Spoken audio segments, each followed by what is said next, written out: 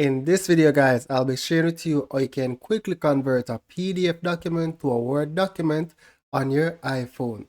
Now, to achieve this, you want to go to ilovepdf.com. Once you're on I Love PDF, let's go back to the home so you see what it looks like, right?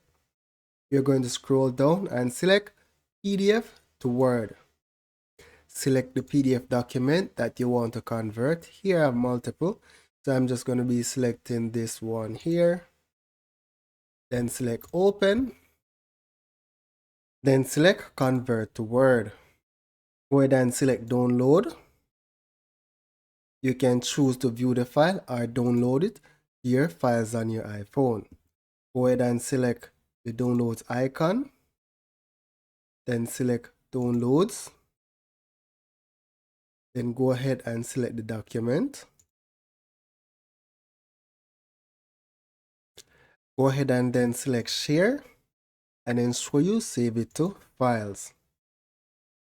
Then go ahead and select Save to complete the steps. Then if you go to Files, you'll see that we have a newly created Word document here. So I can easily edit it, right? And that's basically it. Don't forget to leave a like or comment on this video.